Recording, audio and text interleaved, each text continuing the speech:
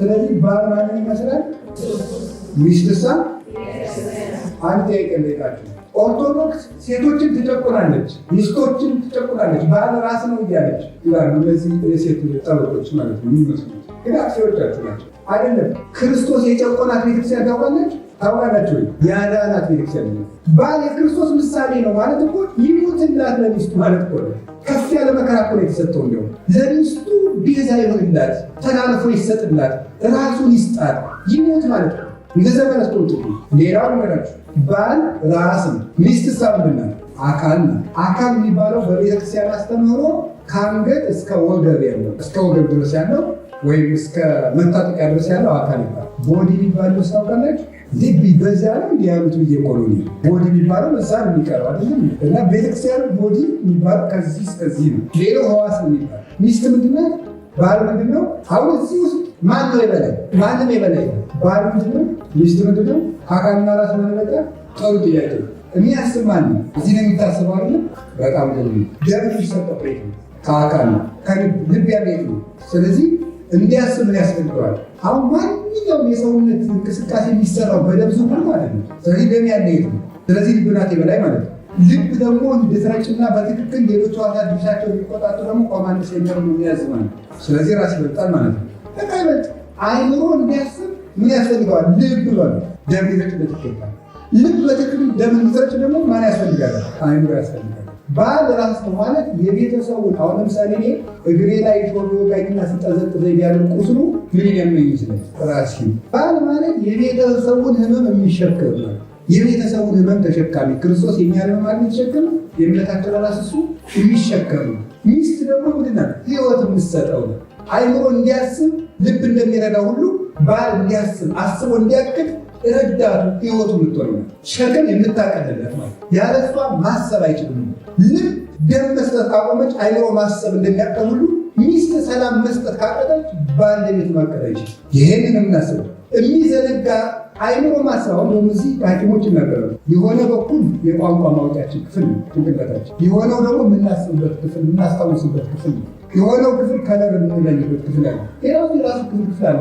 የሆነ ክፍላችን ውስጥ ቢመጣ ምንም ቋንቋ ማንለይ መሆን ይችላል። ይህ ሁሉ ስራ እንዲሰራ ይሄን የማይዘነጋ ጭንቅላት ጥቅም የለው። ይሄን የሚዘነጋ ለሚስቱ፣ ለባሉ፣ ለልጆቹ፣ ለቤቱ የማያስብ ዝም ብሎ ይሄ ቅል ነው እንጂ ባላ የማያስብ ህይወት የማትሰጥ ሚስት ደግሞ ብርታት የማትሆን እንዲያስብ ህይወት የምትሰጥ ድካም የምታቀልለት አይዞ የምትለው የምታሳርፈው ካልሆነች ደግሞ እሷም ጥቅም የለም።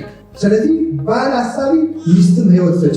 ይሄን ያደረግ እንደሆነ ሁለቱ ራስና አካል እንዲገናኙ የሚያደርግ አንድ ነገር አለ። እሱም አንገት ይባላል። ሃይማኖት ነው። ቤተክርስቲያን አካል ናት። ኤፌሶን ምዕራፍ 1 ቁጥር 23 ነው። ክርስቶስ ራስ ነው። ራስና አካል የሚያገናኝ አንድ አንገት አለ። ክርስቶስና ቤተክርስቲያን የሚያዋህድ ሃይማኖት አለ።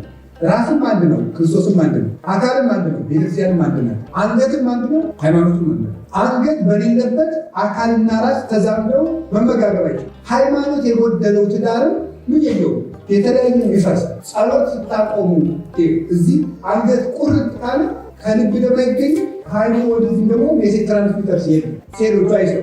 ታዲያ እንደዛ ከሆነ ምንድን ነው? ደምም አይረጭም። የሚዋሃዱት በአንገት ነው። ባልና ሚስትን አንድ የሚያደርጋቸው ሃይማኖታቸው ሲጠነክር፣ ጸሎታችሁ ሲቀንስ፣ ከቁርባን ስትርቁ፣ በ40 ቀን ትቆርቡ የነበራችሁት በ3 ወር፣ በ3 ወር ትቆርቡ የነበራችሁት በ6 ወር ስታረጉት፣ በ6 ወር ትቆርቡ የነበሩ በዓመት ስታረጉት፣ ከዚያ በኋላ የአንገታችሁ እየሰለሰለ መጥ ከክርስቶስ ጋር ያለን ህብረት ሲላላ ትዳር ውስጥ ያለው ህብረት ይላል። የጸሎት ጊዜ የሌለ መጽሐፍ ቅዱስ በጋራ የማንበብ ጊዜ ከቤተክርስቲያን ጋር ያለ ህብረት ከጠፋ ትዳሩ እየመነመነ ይሄዳል። ከቃሉ ጋር ናቸው። እግዚአብሔር ከሁላችን ጋር ይሆን። ስለዚህ ትዳር ምስጢር ነው። ማንን ያስመስላል? ክርስቶስን ያስመስላል። ሰው ለምንድን ነው የሚያገባው የሚለውን ለወደ መለስ ሁለት ነጥቦች ነው የቀሩ። ሰው ለምንድን ነው የሚያገባው? አንድ ክርስቶስን ለመምሰል፣ ሁለት ዘላለማዊ ህይወት ለመውረስ። ሚስታችሁ መጽደቂያችሁ ነው። ባላችሁ ምንድን ነው? መጽደቂያ የምትድኑበት። አንድ ሰው እንዴት የሚድንበትን ነገር ቆርጦ ይጥላል? እኔ በጣም የሚገርመኝ አንድ ነገር አለ። እስቲ ሁለት ጥያቄ ልጠይቃችሁ። አንድ ሰው ቤተክርስቲያን ሲያቃጥል ልታዩ ዝኑላችሁ ታዩታላችሁ። ትዳሩን ሲያፈርስ ቤተክርስቲያን እንዲያቃጥል እንደሆነ ተው። አቤት 3 ቤተክርስቲያን ኢትዮጵያ ውስጥ ተቃጠለ፣ 10 ተቃጠለ ይላል።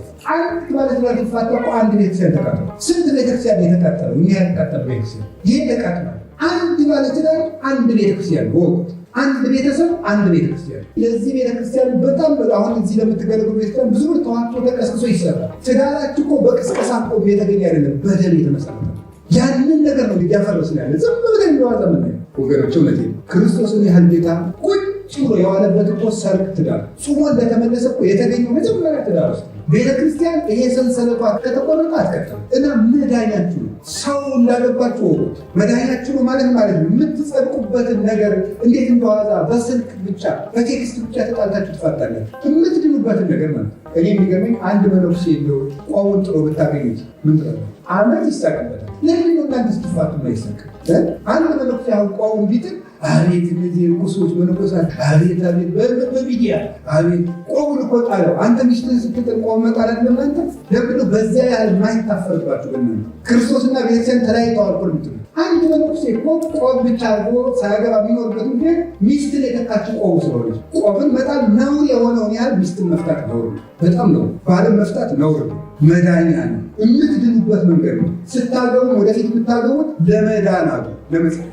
አሁን ማይቆርብ ባል መጥቶልኛል፣ የማይቆርብ ማትቆርብ ሚስት አግኝቻለሁ፣ እኔ የዚህ ሰው ደግሞ መቆረብ አይፈልግም፣ ምን አደርጋለሁ ላሉ አትበሉ። ካልቆረበ የሚያደርግ ይችላል አታገኙ። ያገባችሁ አትቆረቡ። ያላገባችሁ ግን የማይቆርብ ባል አታገኙ። ለምን? ምን ያደርግላችኋል? ትዳር መዳኛ ቆ መተጋገዣ መድረክ አለ። መዳኛ ነው። የሚድኑበትን ነገር ደግሞ ዝም ብሎ ይገባበታል። ኧረ ተው፣ እውነት ነው። እግዚአብሔር ቀላል መንገድ የሚሰጣችሁ ግን ራሳችኋን እያከበዳችሁ አትት። እግዚአብሔር ሳታገቡ ጽደቁ ቢኖሩ እንዴት ነው? አግብታችሁ ጽደቁ። አባቶቻችን በሰይፍ እየታረዱ ቢጸድቁ እናንተ የአንድ ሰው አመት ችላችሁ መጽደቅ ያልካችኋል። እንዲህ አንድ ሰው ሰይፍ አይደለ፣ ገጀራ አይደለ፣ አውሬ አይደለ። መቼም ሰው እኮ በዳምም ሆነ ቅርፋንም ሆነ ለፍላፊም ሆነ መቼም ሰው እንደው እንደ ቅዱስ አግናጤዎስ ተፈቶ የተለቀቀ አውሬ ያልመሰ አይደለም፣ የተራማመሰ አይደለም፣ ዘንዱ አይደለም። ሰው ግን የሰው ችላቸው አጸድቁ። አባቶቻችን ሰይፍ ችለው ነው የጸድቁ። አውሬ ችለው እሳት ችለው ጸድቀዋል። መቼም ባላቸው የሚስታችሁ ቢከፉ ከእሳት አይከፉ፣ ከአንበሳ ከጅብ አይከፉ። ድሮ እኮ በዚህ በሮም አደባባይ እኮ ከተራቡ ውሾች ጋር ክርስቲያኖቹ 3 ቀን 7 ቀን ረሃብ ተርበው እንዲሰነብቱ አድርገው ውሻውም እንዲራብ አድርገው አንድ ላይ ምግብ እየሰጡ እርቧቸዋልና ወደ ምግቡ ሲሰዱ ውሻው እንዲነክሳቸው እያደረጉ የሚሳቅበት ጊዜ ሆነ። እንዲህ ነው ጸድቀዋል አባቶቻችን። አንድ ሰው ችላቸው አልጸድቁም። ደግሞ የምትደራረቡትስ እንደው ቅዱስ ዮሐንስ አፈወርቅ ብለህ አንድ ሰውዬ አንድ ሚስት ዘጸደቅ ቢልህ እግዚአብሔር ብዙ ሚስት ጨምር ያልክ በራስ ላይ ሸክም ታደርጋለህ። እግዚአብሔር ብዙ ያገባ ነው የሚጸድቅ ቢል ነው እንዴ ልትሆን ወይ ሰውታችኋል። ለምሳሌ 10 ሚስት ያገባ ይጸድቃል ቢባል አንዷን መቻል አብቶ እንዴት ልታደርጋቸው? ልንጫችሁ በአንድ ላይ ማለት እንዴት ልትሆን ኖረዋል? እንዲያውም እግዚአብሔር አቅም እንደሌለ አውቀ ነው አንድ አግባ ያላል። እግዚአብሔር እንደውም ሸክም አቅቷል። ለእናንተም እንደዛው አንዱ ለሴቶችም እንደዛው አንዱ እያብሽም እየሰከረም እየተጨቃጨቀ ማስቸግሮ 7 ባል ቢሆኑ አያችሁ እግዚአብሔር እንዴት እንዳቀለልላችሁ። ሸክሜ ቀላል ነው ቀንበሬ ብዙ ነው ያለ ጌታ እንጂ አንድ ሰው እኮ ከባድ ሆኖ እንዴት ነው ሰው የሚጨምሩት? ለፍራት በትዳራችሁ ላይ ሌላ ሰው የምትሄዱ አንዱ ከብዶ በራሳችሁ ላይ ደግሞ ሸክም ትጨምራላችሁ። ልባችሁ ስለመከራ ያለ የእግዚአብሔር ቤተሰቦች የምትድኑባትን እህታችሁን የምትድኑበትን ወንድማችሁን አውጥታችሁ አትጥሉ። አንድ ሲሰጣችሁ እንዴት ድኑባት ነው ይሰጣችሁ። አንድ ባልሰጣችሁ እንዴት ድኑበት ነው የድህነት ምክንያት ነው። ለእግዚአብሔር የሚመለስ ሲለት ምን ይሆናል? ጠላቶቻችሁን ውደዱ ብሎ ሚስቴን አልወድም ብትሉ ምትመልሱ የሚረግሟችሁን መርቁ ብሎ ሲያበቃ ፈትፍታ የምታጎርስ ሚስት ገዝቶ የሚያለብስሽ ይባላል። ብትታመሙ የሚታመምላችሁን ሰው እንዴት ነው ጠልታችሁ ለክርስቶስ የምትመልሱለት? የሚረግሟችሁን መርቁ፣ ለሚያሳድዷችሁ ጸልዩ፣ ከአንዱ ሀገር ያሳድዷችሁ ወደ ሌላው ቀኛችሁ ቢመጣ ግራ ስጡ ላለ ጌታ አብራችሁ ቅዱሳን ተቆጥ ያለው ጠላቶቻችሁን ውደዱ ብሎ ጌታ ወዳጆቻችን ስንጠላ እንገኝ ምን መልስለት ይሆን? ስለዚህ እግዚአብሔር ሰዎች ትዳር መዳኛ ነው። እንድትድኑበት ስለሰጣችሁ እግዚአብሔር ክብር ይመስገን። የመጨረሻው ነጥብ እንደው የትዳር ችግሮች እንዴት ይፈቱ ነው። እነዚህ ትንሽ እስኪ ላውራ። በመጽሐፋዊ መሰረት አንደኛ ልዩነቶችን በደንብ አድርጋችሁ አክብሯቸው እና ይቅር ባይ ሁኑ። ማክበር ማለት ለመጀመሪያው የሴቶችና የወንድን የፆታ ልዩነት ማክበር አለበት። አንድ ሁለተኛው መረዳት የሚባል ነገር አለ። መረዳት ማለት ነው። መረዳት ማለት በአንድ ሰው ጫማ ቆሞ ማሰብ ማለት። እዚህ ቅዳሴ ላይ በጣም ብዙ አባታቸው ቅድም ማልዳሴ ሰሙታላችሁ። ቅዳሴውን አቤቱ የሰውን ድካሙን አንተ በጣም ነው ደስ የሚል እውነት የለ። ይሄንን የሚያደርግልን መድኃኒዓለም ብቻ ነው። የሚያውቀን የሚረዳልን እሱ ብቻ ነው። ሰው የሰውን ድካም አይረዳም። በተራምንበት ሰዓት ያውቃል። ስንሳሳት አቅቶን ይሁን ሳናውቅ ቀርተን ይሁን ያውቃል። ደክሞን ይሁን ያውቃል። እድሜያችን ሆኖ ይሁን ሰው ገፍቶን ይሁን ያውቃል። ድካማችን የሚረዳልን ክርስቶስ። ክርስቲያን ማለት ክርስቶስን የሚመስል ነው። ስለዚህ መረዳት ምንድነው? መረዳት ምንድነው የምንረዳው? ባላችሁ ሲበድላችሁ ወይ ሚስት ስትበድል ምን ማድረግ አለበት? መረዳት። እንዴት ነው የምትረዱት? የምትረዱበትን መንገድ አንዱ ሶስት ነው ትናገር። የመጀመሪያው ሰዎች በአስተዳደጋቸው ሊያጠፉ እንደሚችሉ መረዳት ነው። ባልየው አባቱ እየተደባደበ እያያደገ ሚስትን መደብደብ ህግን ይመስል ይችላል። ስለዚህ እሱ ሲያገባ ምን ያደርጋል? ይደበደባል። አባቱ እየሰከረ ሲያያደገ ልጅ ሲያገባ ምን ያደርጋል? ይሰክራል። ስለዚህ አስተዳደጉ ሊሆን ይችላል ብሎ መረዳት ማለት በአስተዳደግ ያመጣ ነው እንጂ በራሱ ክፉ አይደለም ሰውየው ብሎ ማሰብ ነው መረዳት። ሁለተኛ የምንረዳው ምንድነው? ሰዎች ምንጊዜም ራስ ወዳድ እንደሆኑ ማወቅ ነው። ሰዎች ራስ ወዳድ ናቸው ተፈጥሮ ማለት ነው። በተለይ አዳም ከወደቀ ወዲህ ያመጣ ነው የሰለጠነው። ምንጊዜም እኔ ነው። ሰዎች ለክብራቸው እንዴት እንደሚጨነቁ ታውቃላችሁ? ህፃናትን ይገል አሁን ሰዎች በጭቃ ላይ መንገድ ላይ ወድቀው መሰበራቸውን ሳይሆን ሰዎች ምን እያሉ እንደሆነ ታውቃላችሁ? ለክብራቸው ስለሚጨነቁ ህፃናት። የሰው ልጆች በምድር ላይ የሚወዱት ትልቁ ነገራቸው ክብራቸው። ከሃይማኖቱን እኮ እያስበለጡት ነው። አታውቁም? ለቋንቋ የምንጋደል እኔ እንትን ነኝ የምንለው ለምንድን ነው? ከእግዚአብሔር ራሱ ቋንቋ ሲወጣ ኢትዮጵያ ውስጥ ራሱ ከእግዚአብሔር ይበልጥ ከሃይማኖት ገለገል ያለ ነው። ስለዚህ ምን ማለት ነው? ሰዎች ራስ ወዳድ እንደሆኑ አውቆ ቅድሚያ መስጠት ነው። ቅድሚያ መስጠት ለራሳችሁ ሳይሆን ለሌላው። ባልም ለእኔ ማለት ትቶ ለሚስቱ። ሰው ራስ ወዳድ ነውና ለራሱ ሲያደሉለት ይወደናል ነው። ሚስትም ለባሏ ለራሷ ትታ እንዲህ አላረክልኝ ማለት ሳይሆን እንዲህ አላረኩለትም ስትል ምን ይላል ማለት ነው? ችግሩ መፈታት ይጀምራል። የሰው ልጆች በምድር ላይ ጠላት የሚያደርጉት ነገር ራሱ የሚያስቀድም ሰው። ስለዚህ ራሳችን ማስቀደም ይችላል፣ ሌላውን ማስቀደም። ሶስተኛው ሰዎች አጋንንት ገፍተዋቸው ሊያጠፉ እንደሚችሉ ማወቅ አለበት። አጋንንት ይገፋል። ሰይጣን ደግሞ አስመሳይ ነው፣ በጣም አስመሳይ ነው። አንድ አሜሪካዊ ጸሐፊ የተናገሩ ነገር አለ። እኛ ሰዎች አለ ቀድመን ለወሰንነው ነገር መረጃ የመሰብሰብ አባዜ ያለብን። ምን ማለት ነው ታውቃላችሁ? ለምሳሌ ገሌ ሌባ ነው የሚል ኢንፎርሜሽን ጭንቅላታችን ውስጥ ካለ ሁልጊዜ መረጃ የምንሰበስበው ምን እንደሆነ የሚያረጋግጥልን ሌባ መሆኑን የሚያረጋግጥልን ሆኑ። ወንድና ሴትን በዝሙት የምንጠረጥራቸው ሱቅ ላይ አብረን ብናያቸው ምን ነው አላልኩም ምንለው አይደለም። ቀድመን ለወሰንነው ነገር መረጃ የመሰብሰብ ችግር አለብን። አጋንንት ደግሞ ያንን ተጠቅመው ቀድማችሁ የወሰናችሁት ነገር ስለ ባልየው ወይም ስለ ሚስቲቱ የሚመስላችሁን መረጃ ሰይጣን ያቀርብላችኋል። ስለዚህ ሰይጣን አስመስሎብኝ ሊሆን ይችላል። እገሌ ይጠላኛል ካል ወይም እገሌ ለምሳሌ እገሌ ይኮራብኛል ብለን ካሰብ ሰይጣን ከዚያ በኋላ እንደሚኮራብን የሚያረጋግጡ መረጃዎችን የሚያሳይ በርዶ ተከናንቦ ሲሄድ ይኸው በቀደም የገመትከው ነገር ያስብልን ኮርቶ ግን አይደለም። ሰው ሁለት መነኮሳት በገዳም አብረው ሲኖሩ ሰይጣን በምን ያጣላቸዋልና አንዲት ወፍ አምጥቶ ከበራቸው ላይ ቁጭ አለ። አንዳንዱ ነጭ ወፍ አድርጎ አሳየው፣ ለአንዱ ጥቁር ወፍ አድርጎ አሳየው። አባ ይሏት እችን ጥቁር ወፍ አለ። ኧረ ነጭ ናት እንጉር አረቀኝ ይላል እና እኔ ሁሉ ጥቁር ናት ነጭ ናት ጥቁር ናት ታይዙ ብላ ገጠ ቅዱስ ሚካኤል መጥቶ አንድ ወፍ ናት እባካችሁ ተስማሙ ብሎ አንድ መልክ አሳያቸው። ሰይጣን አስመሳይ። ሶስተኛ የትምህርት ልዩነት ሊኖርን ይችላል። ገብርኤል ይላል አንድ ልጅ 10ኛ ክፍል እየተማረ የ9ኛ ክፍል ፈተና ይፈተናል። የመጀመሪያ ዲግሪ እየተማረ የማስተርስ ይፈተናል። ስለዚህ ሰው የተማረውን ያህል ያስባል። ስለዚህ የትምህርት እጥረት ሊሆን ይችላል ብሎ መረዳት ማለት ይሄ ሳይማር ሆኖ ሊሆን ይችላል። ቀጥሎ ሊሆን ይችላል መንፈሳዊ እድገቱ ደህና ሆኖ ሊሆን ይችላል። ሐዋርያት መንፈስ ቅዱስ ከወረደ በኋላ ያሰቡትን መንፈስ ቅዱስ ከመውረዱ በፊት ማሰብ አልቻሉ ነበር። በመንፈስ ቅዱስ ስላልታደሱ ጌታም የሚጠገሳቸው ለዚያ ነበር። አንድ ሰው መንፈሳዊ ሲሆን የሚያስበውና ስጋዊ ሳለ የሚያስበው ይለያል። ስለዚህ ስትጣሉ አይ አስተዳደግ ይሆናል፣ የሰይጣን ፈተና ይሆናል። ሰው ምን ጊዜም ለክብሩ ተጨናቂ ነው። መንፈሳዊ እድገቱ ገና ስለሆነ ወይም እድገቷ ገና ስለሆነ ይችላል ያለ መረዳትና ያለ መማር ችግር ሊሆን ይችላል። ሰይጣን አስመስሎበት ሊሆን ይችላል። የዋለበት ወይም የዋለችበት አንድ ላይ ገደቀ ምቹ ጊዜ ፈልጎ መወያየትም አንድ መልካም ነገር ነው። ዮሐንስ ወንጌል ምዕራፍ 21 ላይ የሚል ቃል አለ።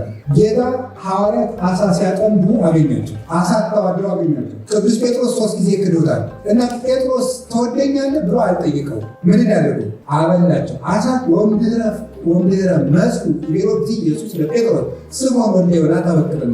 ምሳ ከበሉ በኋላ ጌታ ኢየሱስ ጴጥሮስን ተወደኛለህ ወይ አለው። ምን ካሉ በኋላ ለምን ሳይበሉ አላለው ሲባል ሰው መስማት የሚችልበት ጊዜ ላይ ነው። እንደ ራበው ጴጥሮስ ተወደኛለህ ቢለው አይሰማም። ርቦታ ነው፣ ጾሙ ያደረገ አብልቶ ነው የጠየቀው። ሰው ምን ቦታ እንደሆነ አታውቅም። አለቃው ተቆጥቶት ሊሆን ይችላል፣ ማስጠንቀቂያ ተሰጥቶት ሊሆን ይችላል፣ እናቱም በሞተች በስልክ ሰምቶ ሊሆን ይችላል። የት እንደሆነ ሳታውቁ በነገር አትጀምሩ። ያን ችግር አለመረዳት ማለት ሰው ምን ሲያደርግ ብሎ እንደመጣ ከየት እንደቆየ ሳናውቅ መጀመሪያ አዳምጡ። ሰዎች ስለ እናንተ ወሬ ተሞልተው ሊመጡ ይችላሉ። አንተ ልጅ ያረካ ይባላል። መጀመሪያ ውስጣቸው ያለ ደህና ሆናችሁ፣ ደህና ሰነበታችሁ፣ ደህና መጣ የሚባሉት ጌታ መጀመሪያ እኔ እኮ አምላክ ነኝ ከማለት በፊት ሰው ምን እያለኝ ነው ብሎ ወሬያቸውን ሊያስወጣቸው ጴጥሮስ፣ ዮሐንስ ይለዋል፣ ኤርምያስ ይለዋል። የእነሱን ወሬ የቃረቡትን አስወጥቶ ማንነቱን ገለጠ። ሰዎች ስለኛም ሀሳብ ሊሞላ ይችላል እና እግዚአብሔር ቤተሰቦች መረዳት ትልቅ ገንዘብ። ከዚያ የተረፈ ግን የቤተሰብ ጣልቃ ገብነትን ታገሱ። መጀመሪያ የሚሰጠው ባለትዳር እናትም አባት ነው። ከትዳር በላይ ስልጣን አይሰጣቸው። አንዱ የሚመጣበት ቤተሰብ ሰው እናት አባቱን ይተዋል፣ ከሚስቱ ጋር ምን ይላል? አንደኛ የትዳር አብሯችሁ የሚኖረው ሰው ነው። ቤተሰብ ሊሰማ ቀጥሎ አንዱ ችግር ይሄ ነው። ሌላው ገንዘብ ነው። ገንዘብ እንደው ስለ ኦርቶዶክሳዊ መረዳት ሊኖረን ገንዘብ ምንም አይደለም፣ ኑረንበት ልንጸድቅበት የመጣ ነገር። ገንዘብን የበላይ አታርጉ። ያገባችሁት ሰው ነው። ሰው ደግሞ ከሁሉ በላይ ነው። እንግዲህ እግዚአብሔር ቤተሰቦች ለምን እንዳገባችሁ እወቁ። ትዳር ምን ማለት እንደሆነ እወቁ። ችግሮቻችሁን በመረዳት ፍቱ እና ደግሞ አዳምጡ። የግብፅ ቤተክርስቲያን አንዲት ፊት አላት። ግብፅ ውስጥ ቅዱስ ስዕል ሲሳል ምን ይደረጋል መሰላችሁ? ራሱ ትልቅ፣ ጆሮ ተለቅ ያለ፣ አይኑ ጎላ ጎላ ያለና አፉ ጠባብ ነው። የሁሉም የግብፅ ስዕል ሄዳችሁ ይታው ሁላችሁ ነው ይችላል። ሰርች አድርጋችሁ የትኛው የግብፅ ስዕል አሁን ብታዩት ራሱ ትልቅ ነው፣ ጆሮ ትልቅ ነው፣ አይኑ ትልቅ ነው፣ አፉ ደግሞ ነው። ምን ማለት ነው? ቅዱሳን ብዙ የሚያስቡ ብዙ የሚሰሩ አጥርተው የሚያዩና ጥቂት የሚናገሩ ናቸው። ለምን? ስለዚህ ለምንላችሁ ፈልጌ ነው። ብዙ አዳምጡ እና አጥርታችሁ ይሁን ይሄ ጥቂት ደግሞ እንደዚህ ያደረጋችሁ ነው። አንዳችሁ ለሌላችሁ ነው። ይሄን ያደረጋችሁ እንደሆነ ትጸድቃላችሁ። ትዳራችሁ እግዚአብሔር ትዳር ከተፈወሰ የተቀደሰች ቤተክርስቲያናችን ትቀጥላለች። ከእናንተ የሚፈለፈለው በጎ ዘር ቤተክርስቲያን ይቀድሳል፣ ሀገር ያቆማል። አሁን እርግጠኛ ነገራችሁ እኔ እያወራኋችሁ ያለ አንድ ለእናንተ ሁለት ለቤተክርስቲያን ጊዜ ማድረግታ ቤተክርስቲያን መርሃ እየወረደባት ያለ ዋናውን መሰረቱን ትዳሩ ስለተወች እዚህ ጉዳይ ላይ ስላልተሰራ አሁን ይሄ እውነት የነገራችሁ እኔ ብፁዕ አባታችን አይሾሙኝ አይሸልሙኝ ሀገረ ስብከታቸው አይቀጥሩኝ። ለምን? ስለማልፈልግ ተማሪዎች ጋር ምኖረው እዛው ነው የታወቀ ምንም እምነት ነገር የለም። ምንም ለምን ለምናገረው ይህንን ገዳም ስሩት። ለምን ሲባል ትዳሩ ንጹህ የሆነ ንጹህ ልጆች ወለድላችሁ። እስካሁን እዚህ ሀገር የመንገር ጠቃላችሁ ሃሎዊን ዴይ የሚባለው ካላችሁ ምን ያለማምራችሁ ያለ የተማመ ጾታ መቀየር ህጋዊ ሆኖ የሚሰጥበት ግረሰብማ የተረጋገጠበት የእናንተ ፍሬዎቻችሁ የኔ ፍሬዎች የመኖር የትርጉም ደቀ መዛሙርቴ ናቸው። የእናንተ የመኖራችሁ ትርጉም ደግሞ ልጆቻችሁ ናቸው። ልጆቻችሁን የምታተርፉት ደግሞ እቺ ማዘር ሴል የምትባላለች አሉ ሕክምና ጠይቅ የተናገርኩትና ሐኪም ካለ ሊነግረን ይችላል። ሌላውን እየተካችሁ የምትኖር ሴል ስለሆነች ማዘር ሴል ትባላለች። እና ልክ ሰው መሆን ማለት እናት ማለት ነው። መሰረት፣ ተኪ፣ አስቀጣይ ሰንሰለት ማለት ነው። ስለዚህ መኖር ምንድነው ሲባል መተካት ነው። መኖር መተካት በሊደርሽፕ እና በማኔጅመንት ትምህርት የመጨረሻ ጥራት ያለው መሪ የሚባለው ምንድን ታውቃላችሁ?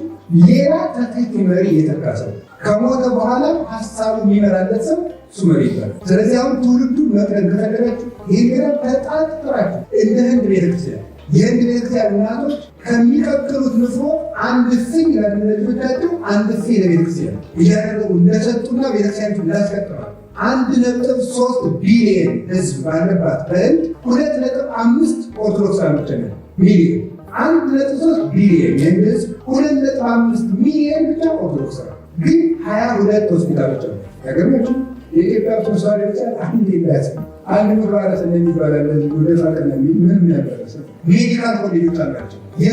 ኢየሱስ ማገገሚያ ማዕከላት አላቸው። ሂውማን ሪሶርስ ኢምፓወርመንት ፕሮግራም የሚባል ምዕመኖቻቸውን አቅም የሚሰጡበት አብሮት የሚያሳዩበት ቴክኖሎጂውን የሚቀድሙበት አላቸው። ስለዚህ ይህንን ስትሰሩ ንጹህ ትዳር ይመጣል። እንዲሁ ለራሳችሁ ማለትም ለቤተክርስቲያን ብላችሁ ናቸው በስራት አለባቸው። አሁን ትናንት 1,000 ብር ብቻ ስለሰጣችሁ አይበቃም እና ይሄን መልሳችሁ ቀጥሉ። 10ም 5ም አታቋሩ። ፀሐይ ትናንት ወጣለች አልወጣችም እና ነገም ውጭ ፀሐይ ስላት አይ ትናንት ወጣ ተበላትበል ቶታ ትናንት ሰጣችኋል ሰጣችኋል ስጡ። ዛሬ ትናንት ኦክሲጅን ቀምሳችኋል ዛሬ ይብቃ። ስለዚህ ነገም ስጡ። መስጠት ብፁዓን እሙንቱ እለ ይሁቡ እምዘቦሙ እስመ እሙንቱ ይልክሙ ለእግዚአብሔር ካላቸው የሚሰጡ ሰው እነሱ ለእግዚአብሔር ያበድሩታል። ስለዚህ የእግዚአብሔር ቤተሰቦች ካልሰራን አንኖር እንጠፋለን ማለት ልጆቻችሁ ያመጧቸው ልጆቻችሁ ካመለጣችሁ ደግሞ የመውለዳችሁ ትርጉም ነው። እንዳመጣችሁ የገረም ተወሰኑ ለራሳችሁ ስትሉ ይህን ገራም ስሉ ጠራችሁ ተነጋገራችሁ ይሄ ቃራፍ ቀፋት ይችላችሁ እንድትሰሩ። ስለዚህ እግዚአብሔር የተቀደሰ ትዳር ይስጣችሁ፣ በትዳራችሁ እንድትድኑበት ይርዳችሁ፣ በፍሬ ይባርካችሁ። ያልወለዳችሁትን ቢሆን እግዚአብሔር ትዳር መጽደቂያ ነው እንጂ የግድ መውለድ ብቻ ነው። መውለድ እየቻላችሁ አትሰስቱ። ውለዱ። የማትችሉት ደግሞ ይህን ነው መስል። ዋናው ትዳር ምን ማለት ነው? ማጽደቅ ነው። እግዚአብሔር በትዳሩ ምሕረት ይስጠን፣ በምንኩስናው ይማረን፣ በክህነቱ ይማረን። ሁላችን ከየዝርክርክነታችን ያንጻ። ወስብሐት ለእግዚአብሔር። ይቆያል።